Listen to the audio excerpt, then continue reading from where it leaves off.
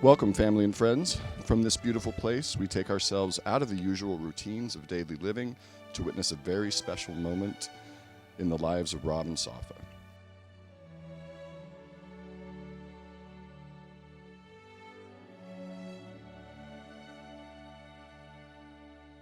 Today, they join their lives in the union of marriage. On behalf of the Vargai and Leader families, we'd like to welcome you to this joyous occasion. To all their guests, they are happy to share this moment with you. They have known most of you for many years. You have come here from near and far, and it cheers our hearts to have you here. You are the ones who have supported them and known them so well, it is only fitting that you are the ones to share this once-in-a-lifetime moment with them.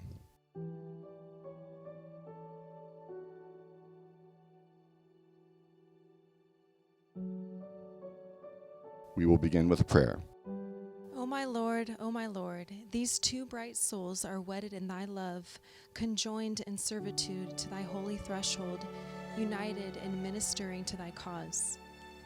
Make thou this marriage to be as threading lights of thine abounding grace, O my Lord, the all-merciful and luminous rays of thy bestowals. O thou, the beneficent, the ever-giving, that there may branch out from this great tree boughs, that they will be grown green and flourishing through the gifts that rain down from thy clouds of grace. Verily thou art the generous, verily thou art the compassionate, the all-merciful. Safa and Rob have chosen to have a Baha'i marriage ceremony.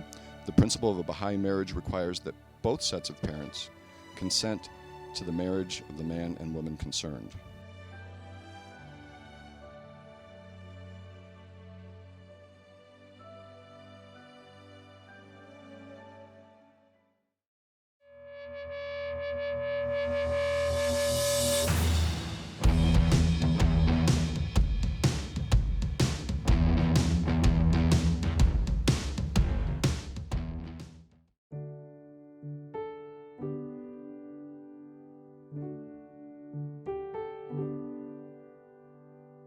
Entering into a marriage is a step that has tremendous implications for a whole range of people beyond the couple themselves. This consent by both sets of parents strengthens not only the social fabric of our community, it knits closer the ties of the home and families. A vow is then spoken by both the bride and groom in the presence of at least two witnesses. That vow is, we will all verily abide by the will of God.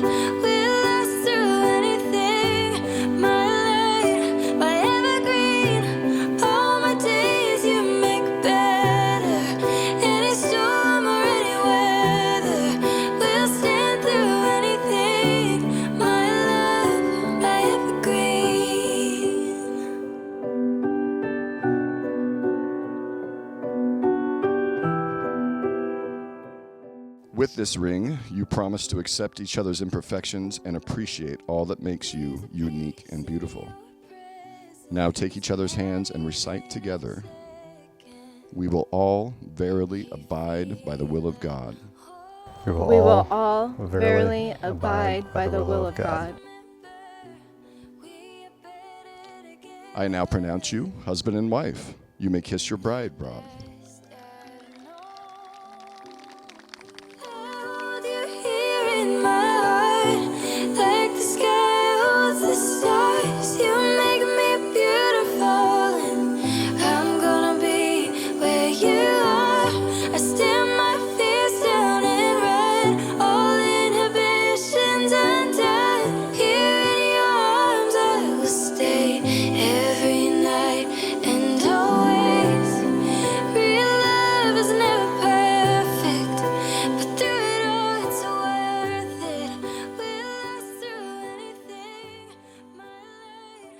Safa.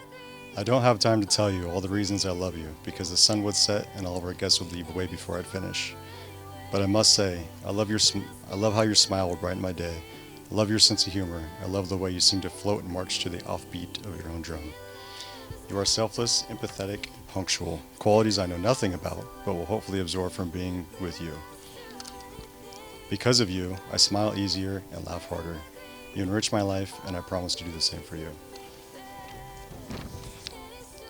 I'll never forget the subway hike in Zion Canyon when you faced your fears head on and jumped into that icy, murky water. Your adventurous spirit and willingness to try new things is something I truly admire. You're such an amazing travel partner, and together we make an excellent team. I knew from early on in our relationship I wanted to spend my life with you. I've thought about this day over and over for the past 2 years. During those thoughts, I would always catch myself smiling. You are truly more than I ever hoped for, and far more than I deserve. I vow to continue to always feed your adventurous spirit. I will always be there to support you and be there to hold your hand as you jump into the proverbial murky waters. I vow to love you and to be your best friend. I vow to laugh with you, cry with you, and never let the sun set on an argument. And today, more than anything, I promise to keep the house a couple degrees warmer than I like and keep the sofa well stocked with extra blankets. Safa, when I think about our future, I get excited and I can't wait for us to begin our lives together.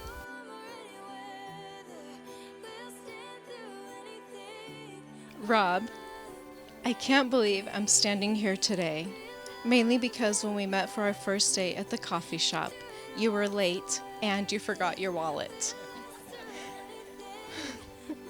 I had no idea I'd end up here with the handsome, forgetful guy I met. But you were mostly on time after that, and you showed up on time today. We sat in your car for hours after the shop closed, talking and learning about each other. I remember your kindness, your sense of humor, your beautiful blue eyes, and my immediate fascination with who you were. I don't want to stand up here and share a long list of mushy promises where I vow to support you, help you chase your dreams, and love you more tomorrow than I do today. Because we already know I'll do those things, and that's why we are here. My love for you is deep, and I'll do my best in all things concerning you. What I'd really like to say instead is that I vow to follow our Netflix contract and wait to watch shows with you that we start together. I vow to continue making you watch 90 Day Fiancé with me. This should come at no surprise. I vow to eat cereal at 10 p.m. even though you repeatedly tell me it is an unhealthy habit. I promise to try and listen and maybe even keep up when you talk to me about cars and woodworking. But I guess if I must do the mushy love stuff today, here is my list. I promise to be true to you, whatever that means as time passes. I promise to be your biggest cheerleader, and I vow to love you now and help foster our love's growth. This is the beginning of a journey together and an opportunity to build something new. You're an incredible person. You've distracted me, captivated me, challenged me, and loved me with all your heart. And I am falling in love over and over again. I've dreamed of this day since I was a little girl, and now I've got my partner in crime.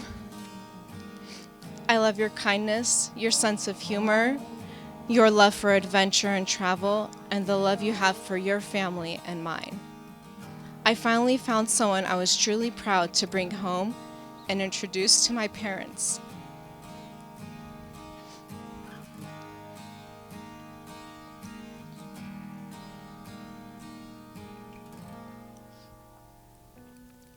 My dad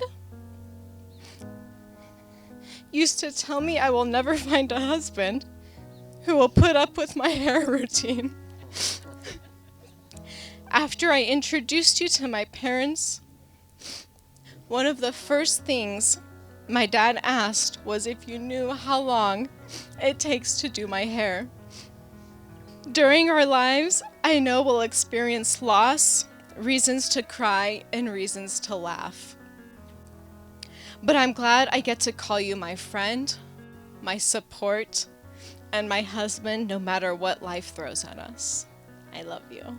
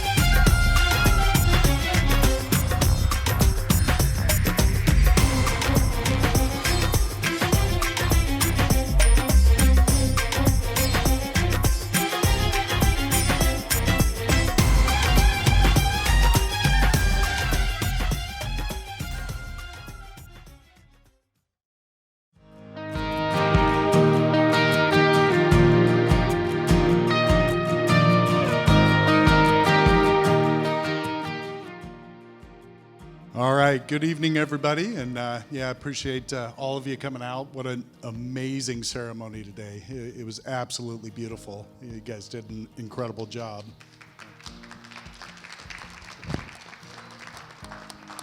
In case if any of you were wondering who the gray-haired old guy was standing up there next to Rob today, that was his good friend, Chad White, the efficient.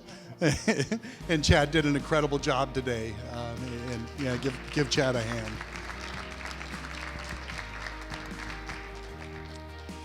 As for the other gray-haired older gentleman that was standing up there next to Rob, no, I'm not Rob's father. No.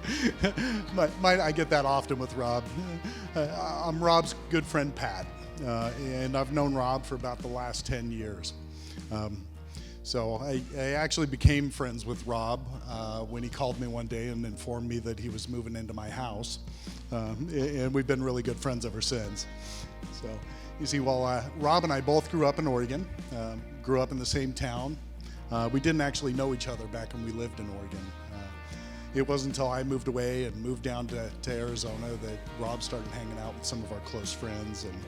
And one day, one of my friends called and said he was bringing his buddy Rob down to visit and to come have a little vacation down in Arizona with us and stay at our place. And so Rob came down, had a great time, fell in love with Arizona, and gave me a call a couple weeks later and informed me that he was moving down and asked if he could move in with me and my wife and stay with us while he got on his feet down here in Arizona. We, of course, welcomed Rob with open arms, and it wasn't too long after that, but that we became very close friends. What other choice did I have? He was living in my house.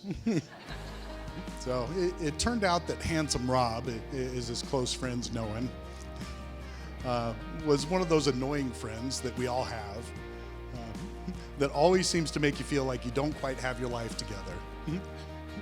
He's the friend that's in better shape than you, better looking than you, whose home is always spotless, who can build beautiful, elaborate furniture with a wood chisel, a pocket knife, and a box of toothpicks. It's really irritating. And of course, as he's shown here today, he's that guy that ends up with the most beautiful woman in the room.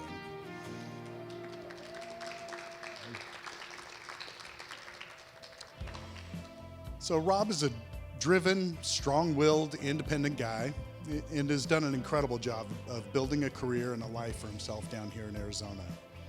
So much so that he was always that friend that we all assumed would be single forever. I don't think any of us thought we would see this day that Rob would get married, and then along came Safa. From the first time that Rob spoke of Safa, I knew that he was in trouble. Somehow, he never seemed to mention how absolutely beautiful she was. He only talked about what an incredibly kind person she was. He talked about how much he loved being around her and would tell us stories about the great days that they shared together, taking hikes and doing other things. I could see a change in Rob almost immediately and knew that he was in big trouble. The way that he would lighten up when he talked about her, I knew that she must be someone special, and I was right. Safa is way out of Rob's league, and proposing to her had to have been the easiest decision that Rob's ever made. How he got her to say yes is the only question I've got. Safa, all of Rob's friends understand the incredibly challenging project that you've agreed to take on today, but I'm confident with a little time, you'll be able to fix him and make him into a great husband. Everyone, please join me in toasting the bride and groom. Rob, Safa, we love you both with all our hearts and wish you a lifetime of love and happiness.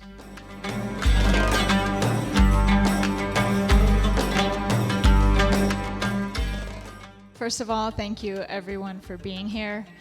For those of you who flew out here, who took off of work, and to Dad, who decided to take an aerial view of this beautiful wedding. We appreciate all of you for being here. For those of you who don't know me, my name is Saba, and I'm the older I'm the older sister of the stunning bride. So, where do I start with Safa? She's gorgeous. Whenever we went out, she'd always be the one who was hit on, not me. Contrary to popular belief, she's super smart.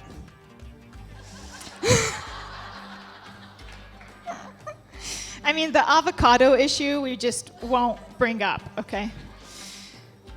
She's kind. She's, sorry, Safa, what did you write?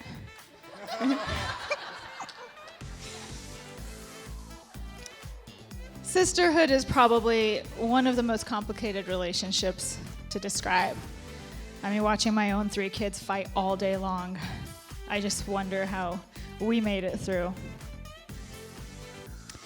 There were moments where we hated each other. I'm pretty sure I punched you in the car once. Yeah. And then there's this underlying bond of love so strong that nothing can destroy. We kept secrets from mom and dad. She had to go out with me because they thought if she went with me, then we wouldn't be doing anything bad. But I just took her along.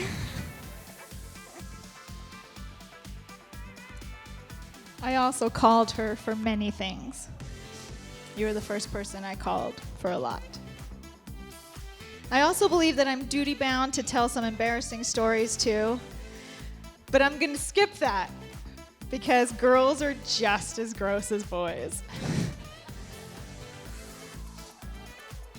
I can tell you that nothing really prepares to see your own sister as a bride, as a wife, to the man that she loves.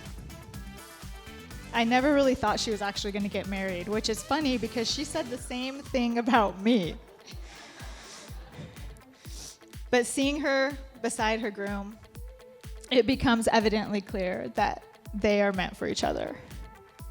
And the whole typical, like, I'm not losing a sister, but gaining a brother kind of comment is really lame, so ignore that I just said that. But we are really excited to have another amazing handyman, builder, fixer-upper guy to be part of our family.